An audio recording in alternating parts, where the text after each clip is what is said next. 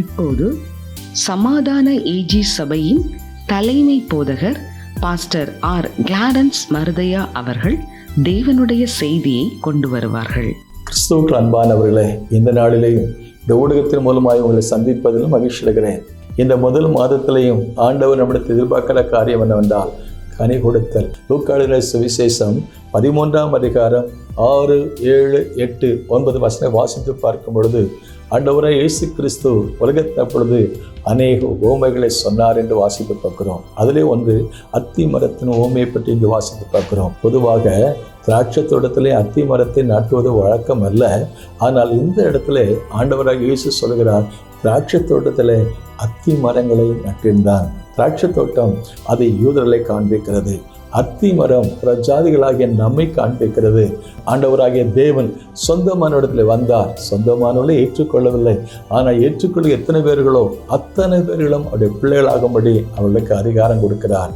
இன்றைக்கும் அவருடைய திராட்சை தோட்டமாகிய அந்த தோட்டத்தில் நம்மையும் அத்தி மரத்தை போல நம்மையும் நட்டி வைத்திருக்கிறார். எதற்கென்றால் அவர்கள் கனி கொடுக்க முடியவில்லை. அவளுடைய குத்தை கத்த சொன்ன காரியம் என்னவென்றால் அவளுக்கு கண்ணிருந்தும் காணவில்லை, காதிருந்தும் கேட்கவில்லை, ஹிருதயத்திலே உணர்வும் இல்லை என்று சொல்லி தம்முடைய ஜனங்களை குறித்து புகார் சொல்வது ஏசாயா தீர்க்கதரிசி சொல்வதை பற்றி வாசித்து பார்க்கிறோம்.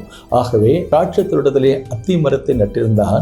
அத்தி மரத்திலே எஜமானன் கனிகளை எதிர்பார்த்த போதே கனி இல்லாமல் போயிற்று. 3 வருஷமாக எதிர்பார்த்து வருகிறேன், இது பலன் கொடுக்கவில்லை, நிலத்தையும் கெடுக்கிறது, எனக்கும் பிரயோஜனம் இல்லை, உனக்கும் பிரயோஜனம் இல்லை, யாருக்கும் பிரயோஜனம் இல்லை, ஆகவே இதை வெட்டி போடு என்று சொல்லி எஜமானன் தோட்டக்காரனை பார்த்து சொல்வதை பற்றி வாசித்து பார்க்கிறோம். தோட்டக்காரர் என்ன பதில் சொன்னார் என்றால், ஐயா எஜமானனே, இந்த வருஷம் இருக்கட்டும், நன்றாக கொத்துகிறேன், நன்றாக ஏற்படுகிறேன், நன்றாக தண்ணீர் பாய்ச்சுகிறேன், கனி கொடுத்தால் சரி, கொடாவிட்டான் என்று சொல்லி அவர் எஜமானை பார்த்து சொன்ன பொழுது எஜமானன் தோட்டக்காரனுடைய ஆலோசனைக்கு செவி கொடுத்தார் என்று வாசித்து பார்க்கிறோம். இந்த வருஷத்தையும் ஆண்டவர் நமக்கு இலவசமாக கிருபையாக நமக்கு தந்திருக்கிறார். வருஷங்களை நன்மையினால் முடிசூட்டுகிற தேவன் இந்த வருஷத்தையும் நமக்கு தந்திருக்கிறாரே. 2025 கொண்டு வந்திருக்கிறாரே. கொண்டு வருவதன் நோக்கம் என்னவென்றால் அவருக்கென்று பலன் கொடுக்க, அவருக்கென்று கனிகளை கொடுக்க. எப்படிப்பட்ட கனிகள் என்று வாசித்து பார்க்கிறோம். முதலாவது எபிரேயர் நிருபத்திலே வாசித்து பார்க்கிறோம். உதடுகளின் கனியாகிய ஸ்தோத்திர பலியை நாம் தேவனுக்கு செலுத்துவோமாக. எப்பொழுதும் நன்றி உள்ள உணர்வு. நம்முடைய ஆண்டவருக்கு புதி ஸ்தோத்திரம், எப்பொழுதும் அரோமா ஸ்தூப வர்க்கம். ஆண்டவருக்கு ஸ்தோத்திர பலிகளை நாம் ஏறெடுத்து கொண்டே இருக்க கர்த்தர் கிருபை செய்வாராக. 2வது வேற என்ன கனி கொடுக்கலாம் என்றால் ஆவிக்குரிய கனிகளை கொடுக்க வேண்டும் என்று எதிர்பார்க்கிறார். நாம் பூமிக்குரியவளாக இருந்தாலும் தேவன் நம்மை ஆவிக்குரியவளாக மாற்றி அமைத்திருக்கிறாரே. ஒரு புதிய சிருஷ்டியாக நம்மை சிருஷ்டித்திருக்கிறாரே.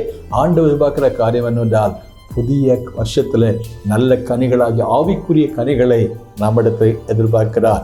யோசேப்பு தன்னுடைய சகோதரரை பார்த்து சொன்ன காரியம் என்னவென்றால், நீங்களும் எனக்கு தீமை செய்தீர்கள், கர்த்தர் நன்மையாக மாறப்படினார். தீமை செய்கிற மக்கள் மத்தியில் இருக்கிற நாம் அவர்களுக்கு நாம் நன்மை செய்து நாம் தேவனுடைய பிள்ளைகள் என்பதை நாம் அவர்களுக்கு காண்பிக்க, சாட்சியுள்ள வாழ்க்கை வாழ கர்த்தர் இப்படிப்பட்ட ஆவிக்குரிய கனிகளை கொடுக்க கர்த்தர் கிருபை செய்வாராக. அந்த ஆவிக்குரிய கனிகளை மட்டுமல்ல, அத்துமாராய கனிகளையும் கர்த்தர் கொடுப்போமாக. இந்த வருஷத்தில் 52 வாரங்கள் இருக்கிறது. ஒவ்வொரு வாரமும் ஒரு புதிய ஆத்மாவை ஆண்டவருக்கு கொண்டு வருவதற்கு நாம் பிரயாசப்படுவோமே. நமக்கு எத்தனையோ வேலைகள் இருக்கலாம். எல்லா வேலையை விட ஆண்டவருடைய வேலை, அவருடைய பணி, அவருடைய சித்தம் இந்த பூமியில் நடக்க, உம்முடைய சித்தம் பரமண்டலே செய்யப்படுவது போல பூமண்டலே செய்யப்பட அத்துமாத கனிகளை கொடுப்போமே. அதோடு கூட மட்டும் அல்ல, நீதியின் கனிகளை நாம் ஆண்டவருக்கு செலுத்துவோம். நீதியான வாழ்க்கை வாழ்ந்து அநேகரை நீதியாக இயேசுவண்டை கொண்டு வருவதற்கு இந்த கடைசி நாட்களில் ஆண்டவர் கிருபை செய்வாராக. ஐயா, இந்த வருஷம் இருக்கட்டும், நான் நன்றாக கொத்துகிறேன், நன்றாக தண்ணீர் பாய்ச்சுகிறேன், நன்றாக உரமிடுகிறேன், கனி கொடுத்தால் சரி, கொடாவிட்டால். இந்த வருஷத்துலையும் நமக்கு கிடைத்த இந்த நாட்களிலும் நாம் ஆண்டவருக்கென்று பலன் கொடுப்போம், கனி கொடுப்போம். கர்த்தருடைய நாம் மையப்பட அவருக்கு கனத்தை மகிமை செலுத்த அவருக்காக வாழ்வோம். அதற்குரிய நல்ல பலனை கர்த்தர் நமக்கு கொடுப்பார். May God bless you. சேனைகளின் கர்த்தர் பரிசுத்தர், பரிசுத்தர், பரிசுத்தரே.